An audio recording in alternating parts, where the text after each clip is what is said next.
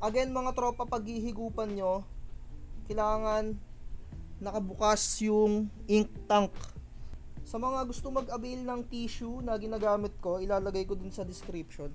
Huwag kayong basta-basta gagamit ng tissue na pangit. Kailangan nang gagamitin yung tissue, yung 3-ply na nakalagay or 4-ply. Alam nyo naman siguro yung mga face mask, yung may 3-ply or 4-ply. Basta 3-ply na tissue, okay yun gamitin kasi hindi siya naghihimulmol. Ayan, kapag ka ganyan na ilagay nyo na yan, push through nyo lang yan. Pwede nyong patakan mga tropa yung pinaka cupping station nya ng gamit yung cleaning solution. So ipapakita ko sa inyo. Ilapit lang natin yung camera para sabihin nyo na nilalagyan ko talaga. Ayan.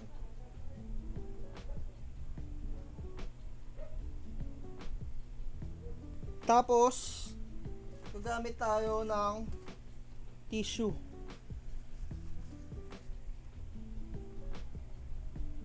Punasan nyo lang. Ayan o.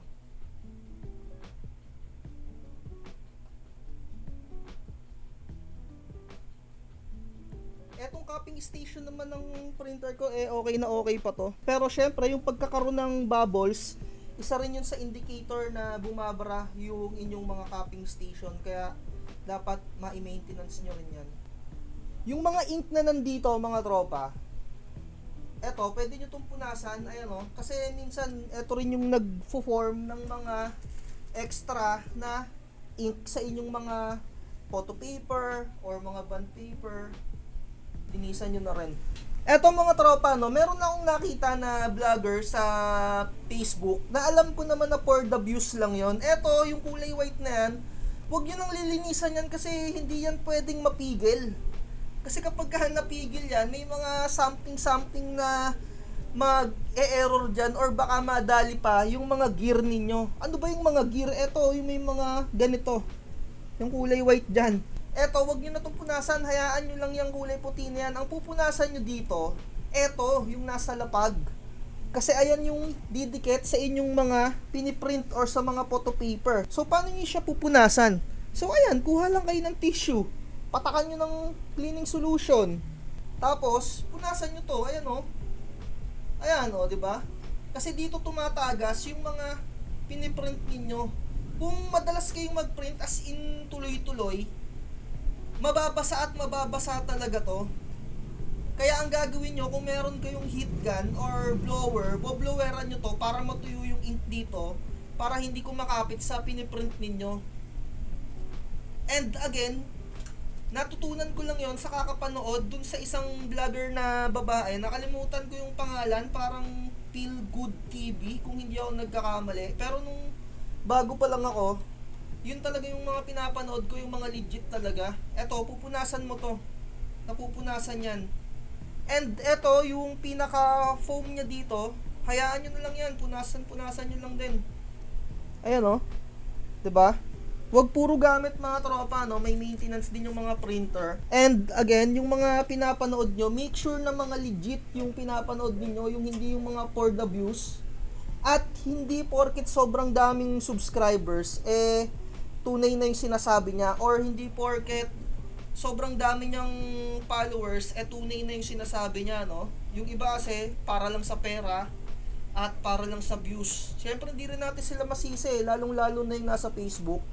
Yung madiskarting buhay ata yung pangalan ng channel niya, hindi natin siya masisi kasi baka ganun lang yung pinakatrabaho talaga nila, kailangan nila ng views.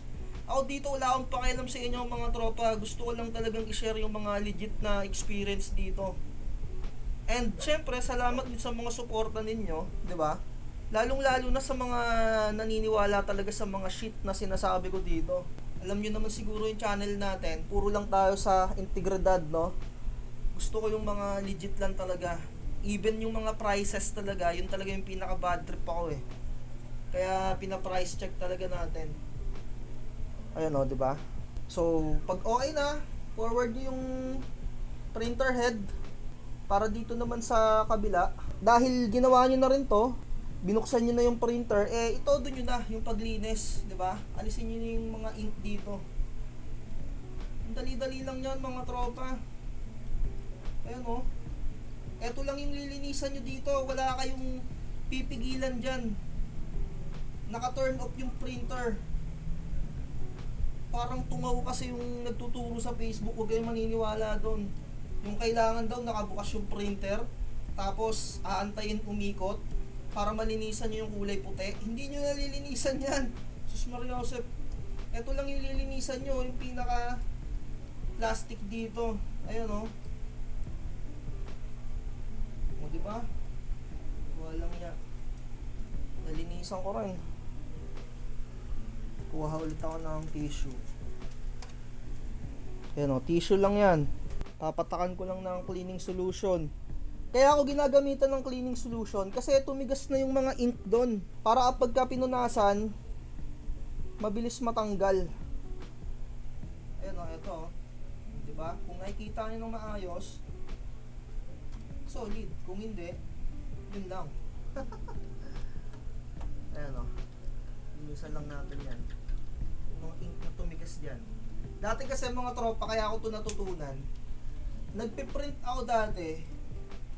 May mga sobrang ink na lumalabas dun sa aking photo paper, sa aking bond paper. Kaya napanood ko yun si Feel Good TV. Doon ko talaga ito natutunan mga tropa. Yung babaeng vlogger. And minsan, yung mga roller dito, may mga sumisingit na ink dyan kapag ka nagkakaroon kayo ng paper jam. And syempre, yung mga sumasabit, yung mga ink nun medyo basa-basa pa. Kaya may mga ink minsan na naiipon or naiipit dun sa pinaka cogs niya or sa pinaka gear niya, kaya pupunasan nyo rin or aalisin nyo. So far, so good na to mga tropa.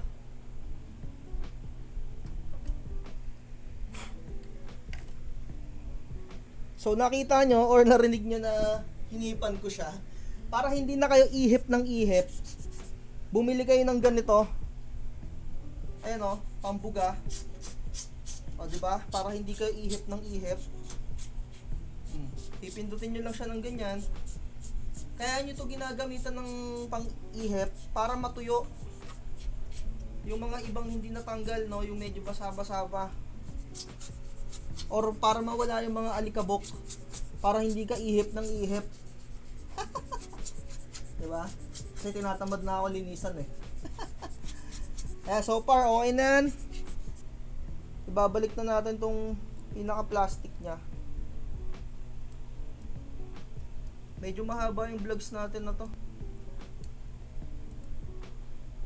Ayan. Tapos, hihigitin nyo ng konti.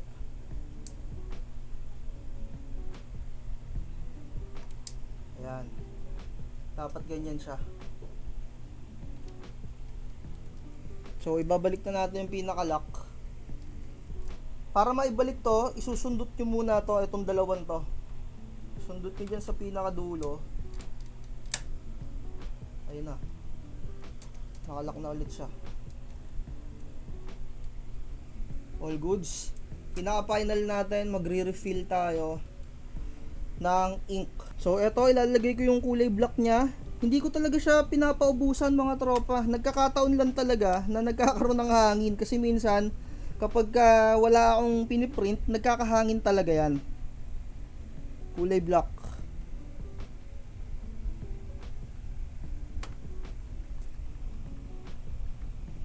Makikita nyo naman yan dito. Ayan, ubos na yung kulay black natin. Bibili na lang ulit tayo. Meron pang konti, simutin nyo.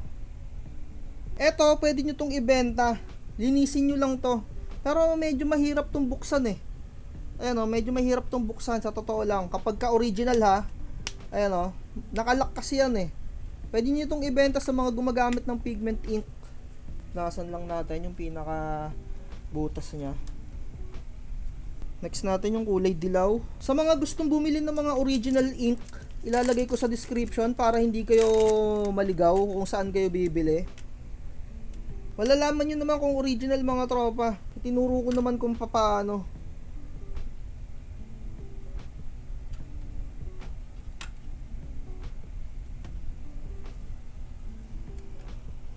Ayan o.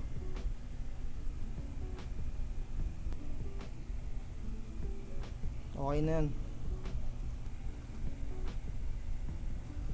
At syempre, next na natin tong magenta. Hindi talaga ako nagpapababa ng pinaka-ink niya. Gusto ko talaga na halos lagi puno.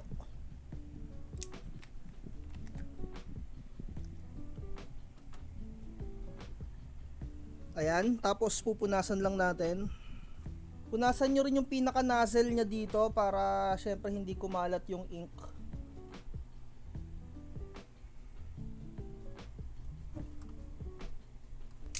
At pinaka-final natin yung cyan.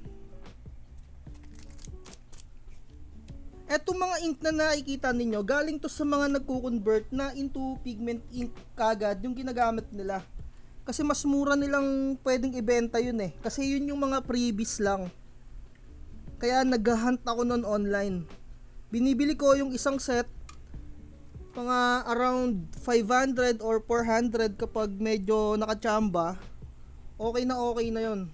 Pero syempre minsan kung nauubusan ako ng stocks, bumibili talaga ako ng pinaka-original sa online, around 300 pesos. Pero para makamura kayo, mag-hunt kayo ng mga nagko-convert and aralin ninyo kung paano nyo i-check kung original ba talaga yung binibenta sa inyo. So ayan, wala na tayong iba pang gagawin dyan kundi mag-head clean dahil kumpleto na yung pinaka damper natin, may laman na siya, and sana natutunan nyo kung paano mag-repair ng ganitong printer.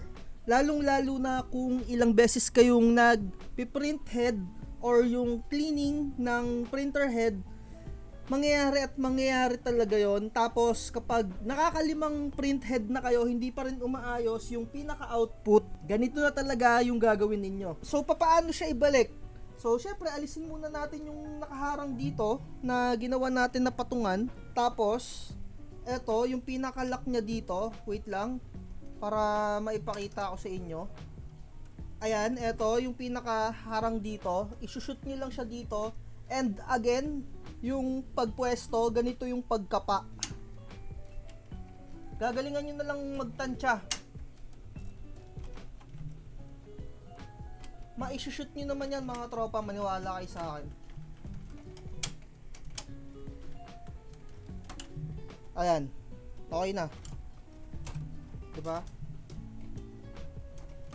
Ayan o, nailock na natin siya doon.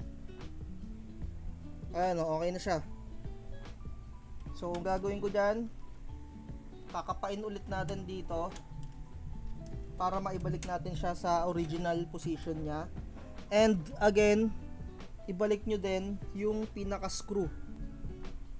So, ayun na, ikabit na natin, no? So, dito na natin tapusin yung vlogs natin. Medyo mahaba na siya, pero at least nalaman nyo kung paano ayusin. And again, sa mga gustong mag-avail ng templates natin, message lang sa ating Facebook page. Or kung kailangan nyo ng online support, yung tipong kailangan nyo ng online support, or magpapareset kayo ng printer, i-message nyo lang ako sa ating Facebook page para matulungan ko kayo. And again, napaka-minimal lang ng talent fee natin.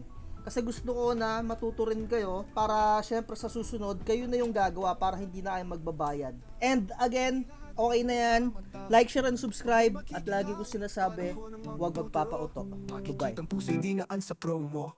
Huwag kang magpapauto, mag-isip ka sa pilian. Sa laro ng buhay, dama ang tampo